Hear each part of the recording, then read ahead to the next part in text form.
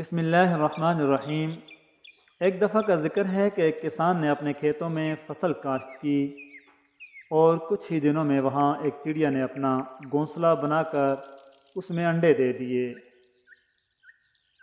اور چند ہی دنوں میں انڈوں میں سے کچھ خوبصورت بچے نکل آئے اور اپنی ماں کے ساتھ اس سرسبز و شاداب کھیت میں رہنے لگے۔ چڑیا سارا دن بچوں کے لیے خوراک کا بندوبست کرنے میں مصروف رہتی۔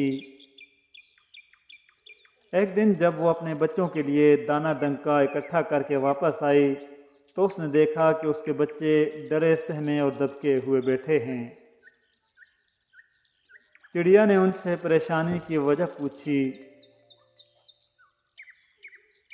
تو بچوں نے بتایا کہ ماں، آج بہت برا ہوا۔ آج کھیتوں میں کسان آیا تھا اور کسی کو کہہ رہا تھا کہ فصل تیار ہے،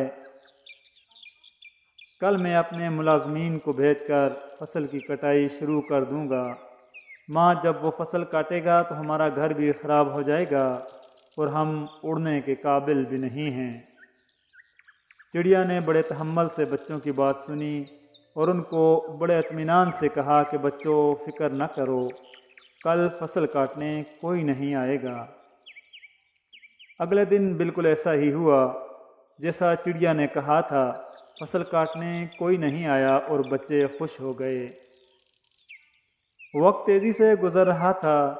کچھ ہی دنوں بعد پھر ایسا ہوا کہ چڑیا جب واپس آئی تو بچے پریشان تھے۔ چڑیا نے انہیں پریشان دیکھ کر پوچھا کہ آج کیوں پریشان ہو، کیا وجہ ہے؟ بچوں نے بتایا، آج پھر کسان آیا تھا اور کسی سے کہہ رہا تھا کہ کل میں اپنے بیٹوں کو بھیجوں گا، فصل تیار ہے، کاٹ دیں۔ چڑیا نے جب سنا تو بڑے اطمینان سے بچوں کو سمجھایا کہ فکر نہ کرو، کل کوئی نہیں آئے گا۔ اگلے دن پھر ویسا ہی ہوا جیسے چڑیا نے کہا تھا۔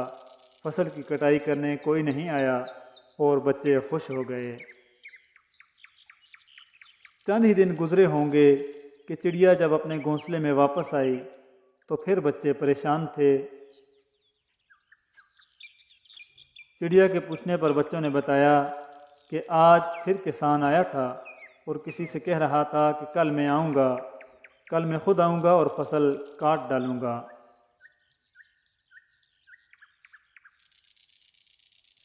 چڑیا نے جب یہ سنا تو تھوڑا پریشان ہوئی اور اپنے بچوں سے کہنے لگی کہ ہمیں فوراً یہاں سے کوچ کر جانا چاہیے کیونکہ کل کسان ضرور آئے گا۔ بچوں نے جب چڑیا کی بات سنی تو بڑے حیران ہوئے اور پوچھنے لگے، ماں، آج اتنے یقین سے کیسے کہہ سکتی ہیں جبکہ پہلے بھی وہ یہ بات کر چکے ہیں اور آپ نے ان کا یقین نہیں کیا، لیکن آج کیوں؟ تو چڑیا نے کہا کہ بچوں، جب وہ پہلی دفعہ آیا تو اس نے اپنے ملازمین پر انحصار کیا، اور جب وہ دوسری بار آیا تو اس نے اپنے بیٹوں پر انحصار کیا۔ وہ کام کبھی پایۂ تکمیل کو نہیں پہنچتے جن کا دوسروں پر انحصار ہو۔ کسان نے ابھی خود ارادہ کر لیا ہے تو وہ کل ضرور آئے گا اور فصل کاٹ ڈالے گا۔ اگلے دن بالکل ایسا ہی ہوا۔